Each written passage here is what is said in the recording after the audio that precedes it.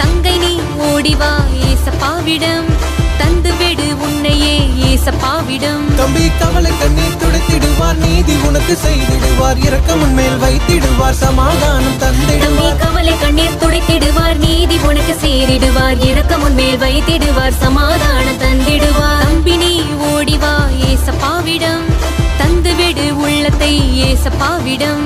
தங்கை நீ ஓடிவா ஏசப்பாவிடம் தந்துவிடு உன்னையே ஏசப்பாவிடம்.